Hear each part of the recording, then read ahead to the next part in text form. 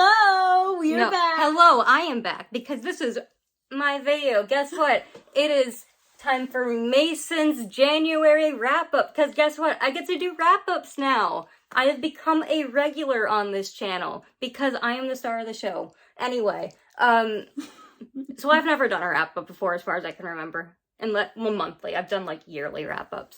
But anyway, I'm excited. This is new for me, so I might not be good at it, but, you know, who am I kidding? I'm good at everything I do. So, Mason read 6 books in January. Yeah, I kind of had I fell off a little bit at the end there, so I didn't get as much read as I wanted to. February is looking more promising on number of books read. I'm going to talk about your stats real quick. Can I do that? Yep. So, your stats, you read 1 Gothic book, 2 nonfiction, a paranormal romance, and then 2 fantasy books. One is epic fantasy and one's low fantasy. Of the 6 books you read 3 standalones and 3 that were part of a series. For your ratings, your lowest rating this month was a 3-star, and then you had 2 3.75s, 1 4.25s, and then 2 4.75s. And then if you are more, so Mason's now doing 0.5 stars because he's got a story graph, so I will leave his information to his story graph, his Goodreads, everything down below. Yes, also the Discord because I'm very funny in there and you should join us. Right, Selena? Yes. So okay. We're going to go in order of how he read them, not how I do my wrap-ups. Yes, because I don't know how Selena does her wrap-ups in terms of organization because I don't pay attention. I do my ratings. Well, I'm not going to do that. Okay, so the first book I read in January, hi Allie if you're there, or hi annoying thing if you're there who's in the Discord. Okay, it was Flowers in the Attic by V.C. Andrews. It's a pretty classic book. I'm sure a lot of you at least heard of it, if not know what it's about. Can I say one thing about this book? Is it the trigger warnings? No. So this is the first book that the Audrina Along folks on my Discord read. They are reading a lot of V.C. Andrews' work. One per month? One per month. So Flowers in the Attic was January's book.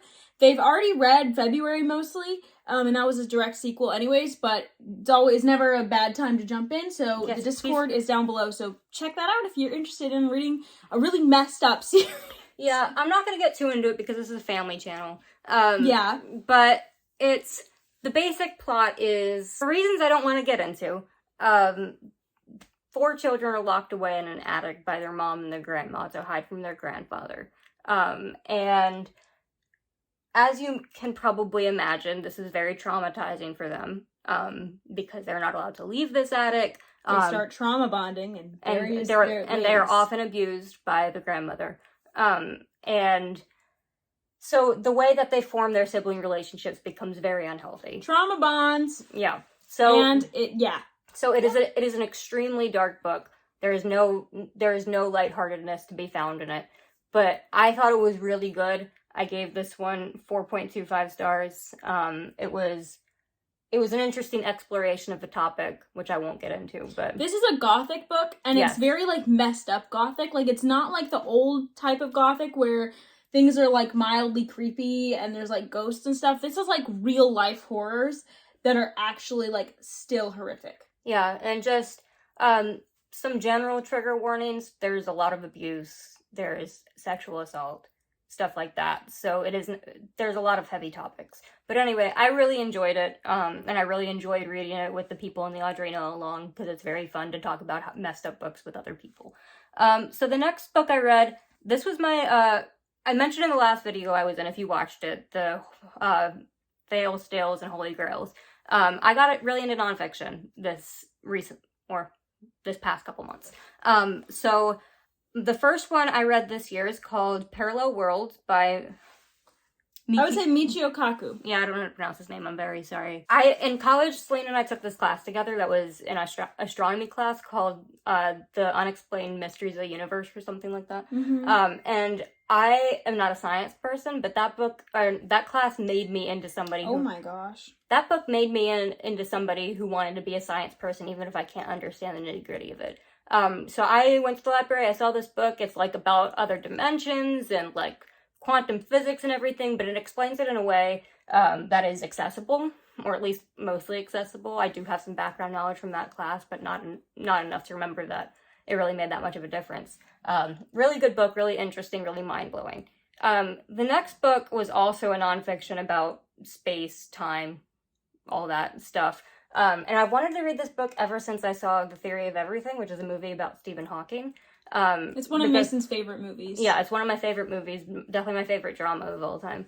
And it is A Brief History of Time by Stephen Hawking, and it's very similar in terms of audience as Parallel Worlds. It is meant for the average reader who doesn't necessarily know anything about the topic. Or have, like, a physics doctor. Yeah, you don't need to understand the math and stuff in order to get into it.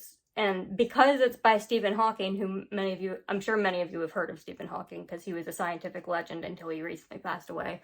Or like 5 years ago, I don't know, I have no sense of time anymore. But really, really good stuff. Like, he was a brilliant writer, and a really renowned scientist. So a lot of these theories, not only did he write about, but he founded them, you know? Yeah. He pioneered a lot of this stuff. So that was really interesting. I recommend it. You gave Parallel Worlds 3.75 and then A Brief History of Time 4.75. Yeah. Did you say that? Yeah. Yes. Okay. And the rating difference is mostly because it was interesting reading from somebody who's actually been in the work before. And he definitely really, really knew what he was talking about because of that. Not that Michio Kaku didn't. Anyways, the next book that I read was The Eye of the World by Robert Jordan. I am still undecided on the Wheel of Time series. I didn't dislike this book, but as many Wheel of Time fans say, the first book is a little bit rocky and kind of a boring start to the series. Mm-hmm. I'm going to continue with the series because I'm intrigued. I liked the first book better than Selena did. And you gave it 3.75. I give it 3.25. Okay, well, quite a bit better. That means a lot to Selena. Yeah, I mean, I thought it was good. I like the characters a lot, and since the characters are something that remain consistent over the course of the books from what I've heard, that's why I keep consistently in it. Yeah, sort of. Because, look, I don't really entirely know what the plot was. That's the thing. But I thought the characters... No one who has read Wheel of Time knows what the plot of the first one is either, so yeah, you're fine. Yeah, and that's basically what I've heard. So I'm going to keep going. I'm kind of excited about doing it. We'll see what I feel about the next book. Selena didn't like it, but I already have a head start on liking the series better than Selena. So anyways, yes, that one was 3.75 stars. The next one... The worst book of the month for you. The worst book of the month, and it was only a 3 stars, so it wasn't like it was terrible, but it's Beautiful Darkness by Kemi Garcia and Margaret Stoll. I talked about it a little bit in the last video I was into. I read this series for the first time when I was in like middle or high school. Then I did a reread of it in college, and that's actually the series that got me back into reading, like, as a hobby, because I'd just fallen out of it for a really long time. And you gave them all 5 stars. I gave them all 5 stars, because, I mean, I didn't have a frame of reference. That might be part of it. This one was only 3 stars upon reread last month. It was a paranormal romance, which I like those because I'm a Twilight fan, but for me it didn't have that certain je ne sais quoi that makes Twilight. So Beautiful Creatures was just kind of for me, but you might like it. It's a sequel, like I said, to Beautiful Creatures, and it's about this girl who is a caster, which is basically this book's universe equivalent of a witch, and her mortal boyfriend, or human boyfriend. And yeah, I mean, it's entertaining, it's fun, but it definitely has its problems, and it can, if you read the audiobook, good luck. Look, I'm sorry, but this guy it's set in the South, so this guy is already doing a bad Southern accent. And then you add in, like, when he does a Southern woman, his voice gets all high, it's really funny. And then this is problematic, but when he does black Southern women, watch out. You can imagine. So anyways, I don't recommend the audiobooks unless you really are bored like I am. Is the next one your best book of the month? Or is that A Brief History of Time? I think it's probably the best book just because I read this book in a day. It's not, like, exactly impressive because it's a short book. Or no, I read it in 2 days, didn't I? I don't remember. I read it in a few hours. But it's The Ocean... It's an old favorite of mine. The Ocean at the End of the Lane by Neil Gaiman. I've only read a little bit of Gaiman before. But I really liked this one. It was just... the way it, like, played with, like, themes of, like, childhood and stuff and, like, growing up. It was just so good. when I say I don't know how to describe the plot, it's not an insult like it has been to some of the other books I've cited about recently. But it's just... I mean, look how short it is. You can't know too much. Yeah. And... But basically, it's this guy who goes back and revisits this place that he'd been to as a kid, but kind of forgotten about, and him reliving it. And it's a dark fantasy book. Yes, but it's really good. It has a lot of good emotions in it. It's like, I don't want to say coming of age exactly, because you don't follow him for a very long time, like a lot of span of time, but it's definitely, I don't know. It's, yeah. What am I saying again? It's kind of like a childhood fantastical trauma story. Yes, almost. that's a good way to put it. Yeah. So anyway, I really liked it. It was the best book of the month. It's an old favorite of mine. I gave this 5 stars, and it was like my favorite book, like back in the day, like before I had a booktube channel. I loved this book, and I haven't reread it in many years, so it was very nice to have you finally pick it up and remind me of why I loved it. Yeah. So anyway, since I had a bit of a reading slump in the middle to end of January, those were all the books I read. And I had a good time with it, So January overall was a pretty good month. Nothing lower than 3 stars, most of them in the high 4 stars. Or a lot of them in the high 4 stars. So yeah, February I think is going to be a more interesting wrap-up when I'm back to do that, because already the 4-ish books I've read have been... Most of them have been a lot better. Some of them have been a lot worse.